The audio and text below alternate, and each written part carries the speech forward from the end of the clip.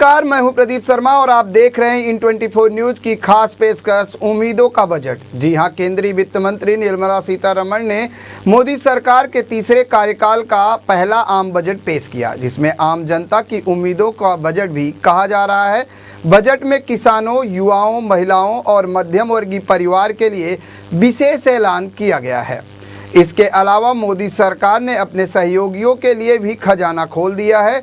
DTP की सरकार वाले आंध्र प्रदेश को 15,000 करोड़ रुपए के आर्थिक पैकेज देने का ऐलान किया गया है, जबकि नीतीश कुमार के बिहार को परियोजनाओं की सौगात दी गई है। आपको बता दें कि बीते दिनों से बिहार को विशेष दर्जा दिए जाने की मांग उठ रही थी और इसको लेकर नीतीश कुमार भी दबाव बनाने की कोशिश कर रहे थे। हालांकि केंद्र सरकार ने बिहार को विशेष राज्य का दर्जा देने से इनकार कर दिया, जिसके बाद सियासत गरमाई हुई है। शायद दबाव को कम करने के लिए केंद्र सरकार की तरफ से बिहार के लिए खजाना खोल दिया गया है। बिहार में 26,000 करोड़ रुपए की 3 एक्सप्रेसवे, 21,000 करोड़ रुपए की लागत वाला 24,000 मेगावाट का एक पावर प्लांट, मेडिकल कॉलेज और कई एयरपोर्ट बनाने का ऐलान किया गया है। वहीं मोदी सरकार ने मिडिल क्लास के करदाताओं को बड़ी राहत दी है। वित्त मंत्री निर्मला सीतारमण ने टैक्स पेयर्स के लिए स्टैंडर्ड डिडक्शन की लिमिट 50,000 रुपए से बढ़ाकर 75,000 रुपए कर दिया है। इसके साथ ही न्यू टैक्स स्लैब में एक बार फिर बदलाव किया गया है। बजट में वित्त मंत्री निर्मला सीतारमण ने पुरानी टैक्स रिजीम में बेसिक एग्जम्पशन लिमिट बढ़ा दी है। साथ ही टैक्स रेट में भी किसी तरह का कोई बदलाव नहीं किया गया है। ऐसे में पुरानी टैक्स रिजीम चुनने वालों को स्टैंडर्ड डिडक्शन बढ़ने का भी फायदा नहीं मिलेगा, यानी जो भी बदलाव हुआ है उसका लाभ न्यू टैक्स स्लैब चुनने वाले लोगों को मिलेगा। नए टैक्स स्लैब में हुए बदलाव के बाद 3 लाख की आमदनी पर कोई कर नहीं लगेगा। वहीं 3 से 7 लाख की आय पर 5%, 7 से 10 लाख की आय पर 10%, 10 से 12 लाख की आय पर 12%, 12 से 15 लाख रुपए मासिक आय पर 20% और 15 लाख से अधिक इनकम टैक्स पर 30% टैक्स लगेगा। युवाओं को रोजगार उपलब्ध कराने को लेकर भी वित्त मंत्री ने कई बड़े ऐलान किए हैं और उन्होंने कहा कि अगले 5 साल में 4 करोड़ से अधिक युवाओं को रोजगार मिलेगा। इस साल के बजट में शिक्षा, रोजगार और कौशल विकास के लिए 1.48 करोड़ रुपए का प्रावधान किया गया है। वित्त मंत्री ने कहा कि बजट में प्राथमिकताएं हैं, जिसमें गरीब महिला, किसान और युवाओं पर फोकस किया गया है। गरीब कल्याणकारी योजनाओं को 5 साल के लिए बढ़ा दिया गया है। निर्मला सीतारमण ने ऐलान करते हुए कहा कि मोबाइल, चार्जर, चमड़े की वस्तुएं और कैंसर की दवाओं पर कस्टम ड्यूटी घटाई जाएगी, जिसके चलते इन तमाम वस्तुओं की कीमत घटेगी। कस्टम ड्यूटी कम करने के बाद सोने चांदी की कीमतों में भी कमी आएगी। इस बजट से टेक्सटाइल इंडस्ट्री निराश नजर आ रही, क्योंकि कोई भी बड़ा ऐलान नहीं किया गया है। इसके अलावा आयकर में मिली छूट को लेकर भी एक्सपर्ट ऊंट के मुंह में जीरा वाली बात बता रहे हैं। देश में उच्च शिक्षा के लिए 10 लाख रुपए तक का लोन देने का प्रावधान किया गया है। इसके अलावा ग्रामीण के विकास के लिए इस साल 2.66 करोड़ रुपए खर्च किए जाएंगे। कृषि उत्पादन में बढ़ोतरी के लिए भी बड़े ऐलान किए गए हैं। इसके अलावा कृषि से संबंधित क्षेत्र के लिए 1.52 लाख करोड़ रुपए का आवंटन किया गया है। मुद्रा लोन वालों के लिए भी खुशखबरी आई है और इसकी सीमा अब 10 लाख रुपए से बढ़ाकर 20 लाख रुपए कर दी गई है। कुल मिलाकर बजट में संतुलन बनाए रखने का प्रयास सरकार की तरफ से किया गया है। वहीं इस पूरे बजट को लेकर हमारे साथ चर्चा के लिए कुछ मेहमान जुड़े हैं। सबसे पहले हम उनका परिचय आपसे करा देते हैं। हमारे साथ जुड़ चुके हैं एक्सपर्ट जो है बजट और शेयर बाजार के जो एक्सपर्ट हैं, स्नेहिल ढाल जी। स्नेहिल जी, आपका स्वागत है। स्नेहिल जी, सबसे पहले बात करें, आज जिस तरह से बजट पेश हुआ है, तो बजट को लेकर क्या लगता है कि जो लोगों की उम्मीदें थी वो पूरा हो पाई हैं?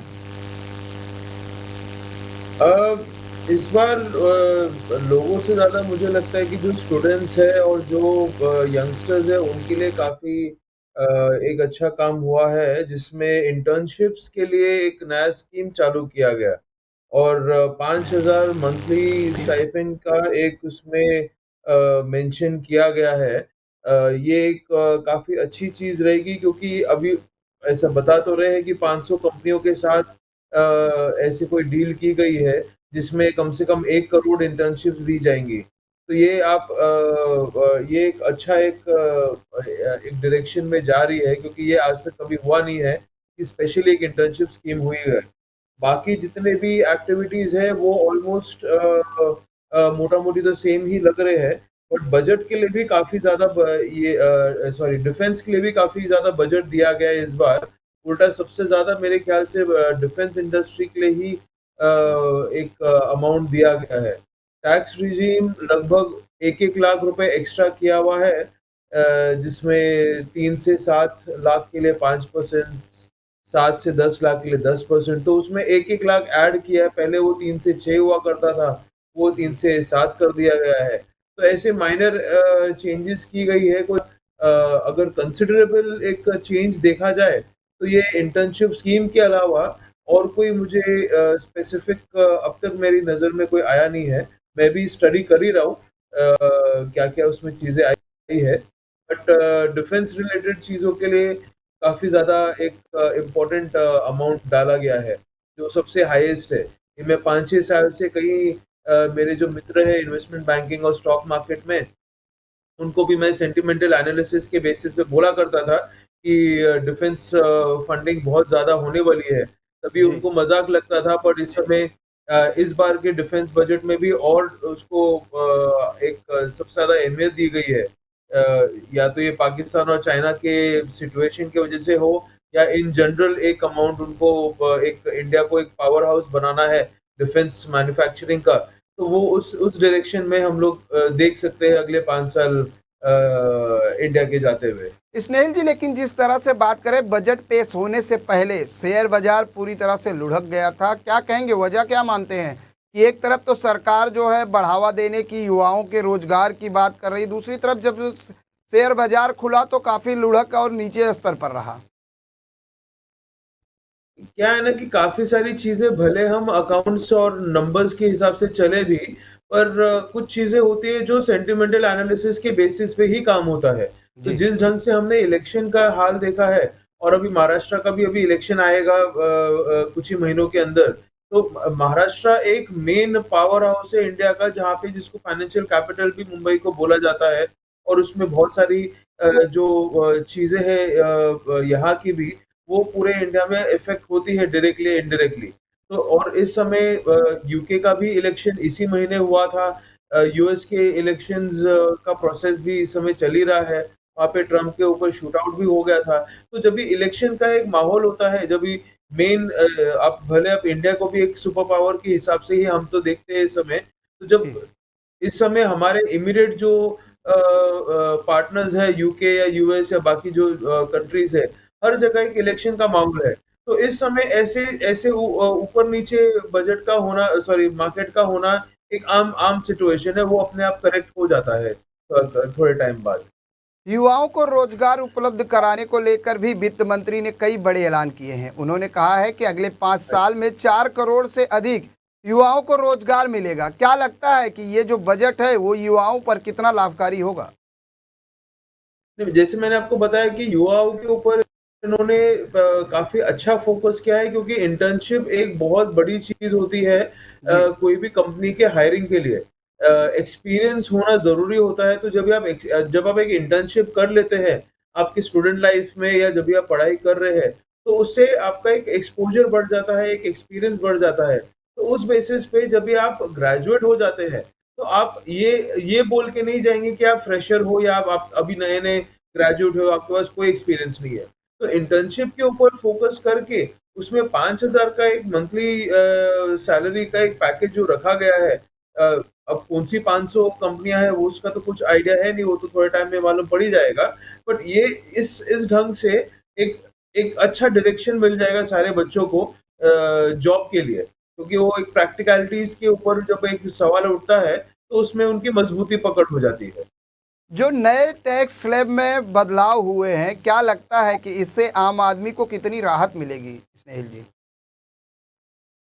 अ, बहुत ही 19-20 वाली सिचुएशन चेंज की गई है, तो इतनी कोई ख़ास चेंजेस तो है नहीं जिसकी वज़ह से कोई एक बड़ा स्टेटमेंट दिया जा सकता है। बट वही जैसे हमेशा से आया हुआ है, पहले से हल्का-सा आप एक स्टेप एक ऊपर की आप लेके जा सकते हैं। एक स्टेप पीछे तो नहीं है पर एक स्टेप आगे तो है ही है। तो उस हिसाब से हम देख सकते हैं बजट को। बिल्कुल, लेकिन जिस तरीके से नए टैक्स में बदलाव के साथ ही ये भी कहा गया है कि 3 लाख की आमदनी पर कोई कर नहीं लगेगा। वहीं 3 से 7 लाख की जो आमदनी होगी, जो आपका इनकम होगा, उस पे 5%, 7 से 10 लाख की आय पर मतलब इनकम पर 10%। ये रेशियो कुछ समझ में नहीं आ रहा है। 10 से 12 लाख के आय पर 12%, 12 से 15 लाख की आय पर 20% और 15 लाख से अधिक इनकम पर 30% का टैक्स। ये जो है, अगर हम चाहेंगे तो स्नेहिल जी थोड़ा विस्तार से हमारे दर्शकों को समझाएं कि आखिर इस टैक्स का जो सिनेरियो बनाया गया है इस बजट में, क्या लोग और जो पहले से टैक्स पेयर हैं उनको कितना फायदा मिल पाएगा? इसमें मुझे लगता नहीं कि कोई ज़्यादा एक्स्ट्रा फ़ायदा किसी को हो पाएगा। जी।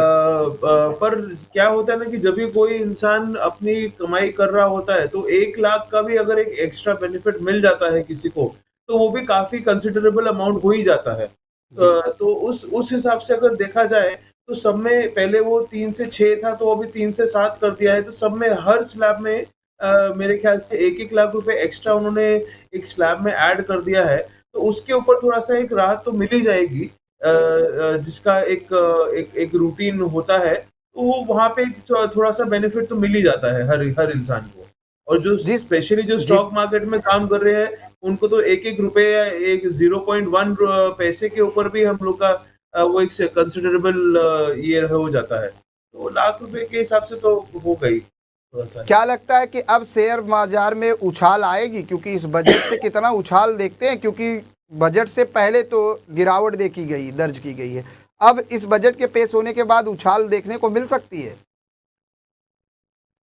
उछाल कोई ऐसा मुझे नहीं लग रहा कि कोई कंसिडरेबल उछाल आएगा। जी। एक एक ऑर्गेनिक ढंग से धीरे-धीरे वो चढ़ने की ही मुझे एक नज़रिया मेरा है इस समय तो।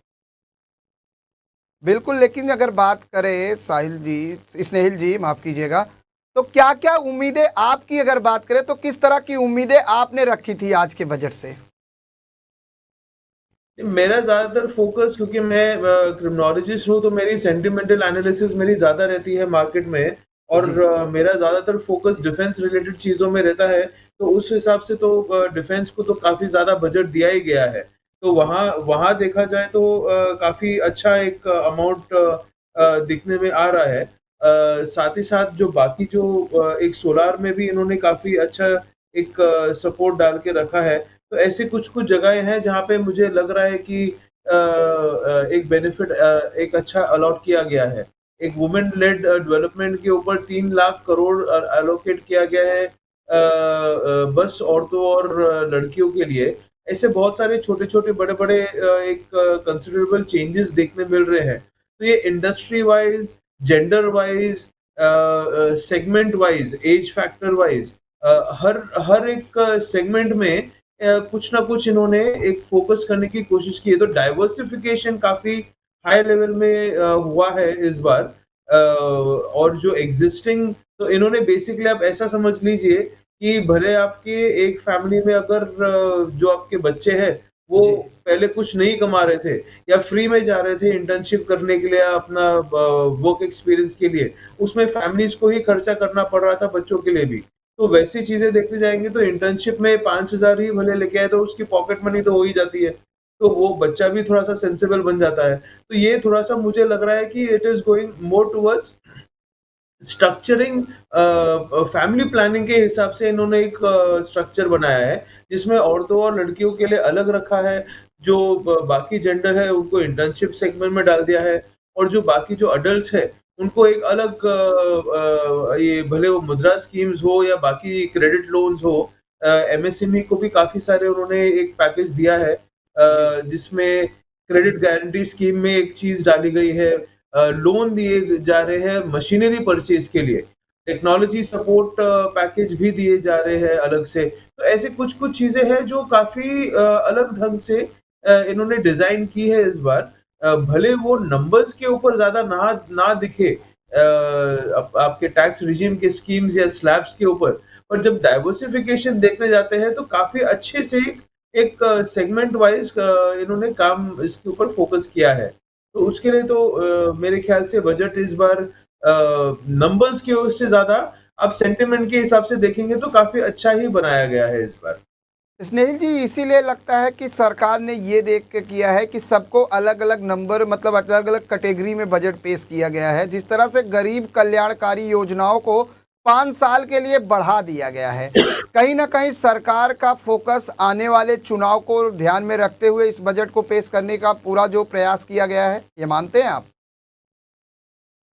हाँ, मैं उसको तो मानता ही हूँ, पर उसके साथ मेरे ख़्याल से ये उस ढंग से भी जा रहा है जिसमें एक यूनिफ़ाइड लॉ जो चाहिए था, एक सिविल कोड जो एक प्रक्रिया जो चल रही है काफ़ी टाइम से, उस डायरेक्शन में मुझे जाता हुआ ये ज़्यादा दिखता है, क्योंकि इसमें कोई रिलिजन बेस्ड बजटिंग नहीं हुई है, ना ही कोई एरिया वाइज़ बजटिंग हुई है। इसमें फाइनेंशियल कैपेबिलिटी और दिमाग की जो इंटेलेक्चुअल कैपेबिलिटी है, उसके बेसिस पे इन्होंने पूरा एक पैकेजिंग बना के सबके लिए अलग-अलग ढंग से रखा है। अभी अगर आप देखने जाएँगे तो जो सोशल वेलफेयर की कैटेगरी में प्रधानमंत्री गरीब कल्याण योजना के ऊपर भी 5 साल का एक वो रखा हुआ है, उसमें उन्होंने अपना एक बजट रखा हुआ है ऑलमोस्ट 80 करोड़ लोगों के लिए। फिर जी। एक एलिमेंट है जो डिजिटल एंड टेक्नोलॉजी एडवांसमेंट के लिए है। उसके अंदर लॉ एंड जस्टिस को भी ऐड किया गया है, जो यूजुअली कभी इतना फोकस हुआ नहीं किया करता था। इसमें स्पेसिफिक जो एक उन्होंने फोकस रखा है, वो है development of digital public infrastructure. तो जो डिजिटल पब्लिक इंफ्रास्ट्रक्चर है, उसका एक करंट में जो एक एग्जांपल है, वो आप देख सकते हैं माइक्रोसॉफ्ट के सिचुएशन में। कई सारे देशों के एयरपोर्ट बंद हो गए हैं, बैंकिंग सिस्टम अफेक्ट हो गए हैं, पब्लिक ट्रांसपोर्ट अफेक्ट हो गए हैं, पर कम से कम हमारे इंडियन रेलवे अभी भी टिका हुआ है, क्योंकि वो डायरेक्टली इसमें इतना कोई इश्यू था नहीं। और ये जी। बस इंडिया की नहीं, माइक्रोसॉफ्ट की वजह से सिंगापुर, यूएस, यूरोप में बहुत सारे कंट्रियों के एयरपोर्ट में वो पर्चियों में बोर्डिंग पास बना रहे हैं, हाथ से लिख के बोर्ड बना के फ्लाइट की डिटेल्स दे रहे हैं। तो अगर उस ढंग जाए, जो टेक्नोलॉजी, जो पब्लिक इंफ्रास्ट्रक्चर में को जो रिक्वायरमेंट है, वो इस समय हम लोग इंडियन रेलवेज को ही पकड़ के चले तो उसमें ही कंपैरिजन में समझ में आ जाता है कि क्यों ऐसे चीजों के ऊपर इन्वेस्टमेंट करना ज्यादा जरूरी है। तो उस ढंग से अगर हम देखें तो डाइवर्सिफिकेशन जो इन्होंने जिस ढंग से किया है, भले वो थोड़ा थोड़ा सब में किया है। जैसे हम अगर क्रिकेट की एक टीम रखते हैं तो उसमें बॉलर्स, बैट्समैन और एक ऑलराउंडर और एक विकेट कीपर, हर टाइप का एक होना चाहिए। सारे ही बैट्समैन होंगे तो फिर काम होगा नहीं। तो उसी ढंग से अगर बस टैक्स रिजीम के ही स्लैब में सारी चीजें डाल दी गए और बाकी में नहीं डाला, तो फिर वो बैलेंस नहीं बनता। तो उस हिसाब से देखा जाए तो बैलेंस इन्होंने काफी अच्छे ढंग से रखा हुआ है। बिल्कुल स्नेहिल जी, लेकिन जिस तरीके से आपने कहा एरिया वाइज की अगर बात करें, तो चलते चलते एक आखिरी सवाल, जिस तरीके से बिहार और आंध्र प्रदेश, इन दो राज्यों को जो है उनके लिए खजाने खोले गए हैं, उनको फंड भी दिया गया है और दूसरी तरफ उनके यहाँ पर योजनाओं को भी अनुमति दी गई है। क्या कहेंगे महाराष्ट्र, अगर हम महाराष्ट्र की बात करें तो इस बजट में महाराष्ट्र को क्या मिला? अब उसका तो ज़्यादा अच्छा जवाब तो मैं नहीं दे पाऊँगा, पर क्योंकि वो पॉलिटिकल सिनेरियो भी उसमें अकाउंटेबल हो जाता है। पर जी। यूपी बिहार काफ़ी टाइम से उसके ऊपर डिफेंस सेगमेंट का, डिफेंस कॉरिडोर का काफ़ी टाइम से काम कुछ ना कुछ चल ही रहा था। तो उसमें मुझे लग रहा है कि जो डिफेंस सेगमेंट को जो पकड़ा गया है, उसमें आंध्रा और बिहार का एक एक हल्की सी झलक शायद हमें देखने मिल सकती है, क्योंकि ईस्टर्न सॉरी जो हमारा जो वेस्टर्न फ्रंट है, वहाँ पे, या ईस्टर्न फ्रंट जितने एरियाज है ये साउथ चाइना सी के तरफ, उस साइड में आंध्रा एक अच्छा एक प्लेयर हमेशा से रहा है, जहाँ पे कोई ना कोई एक्टिविटी उस साइड को कवर करने के लिए, क्योंकि वेस्ट बंगाल वैसे ही काफी टाइम से अटका हुआ है, तो वेस्ट बंगाल से थोड़ा सा नीचे आए तो फिर वहां पे उस ढंग से शायद इनकी प्लानिंग हो रही होगी। पर मुझे जिस ढंग से मैं डिफेंस बजट का अमाउंट देख रहा हूँ, जो बहुत ज्यादा है इस बार, उल्टा नंबर 1 रैंक पे इस समय चल रहा है, तो उस बेसिस पे जहां पे भी डेवलपमेंट की जरूरत है या जहां पे भी इन्वेस्टमेंट की जरूरत है, वो फ़ोकस मेरे ख़्याल से डिफेंस के हिसाब से ही देने का उन्होंने इरादा किया होगा। तो महाराष्ट्र जब भी मेरे ख़्याल से जब भी अक्टूबर का इलेक्शन कंप्लीट हो जाएगा, तो उसके बाद शायद यहाँ पे भी कोई इम्प्रूवमेंट अलग ढंग से देखने को मिलेगी हमें। बिल्कुल, लेकिन जिस तरीके से बात करें तो मोदी सरकार के तीसरे कार्यकाल का बजट आज वित्त मंत्री निर्मला सीतारमण ने पेश किया है। आपको बता दें कि एज ए वित्त मंत्री निर्मला सीतारमण ने 7वीं बार बजट पेश किया है, जो उन्होंने इतिहास भी रचा है।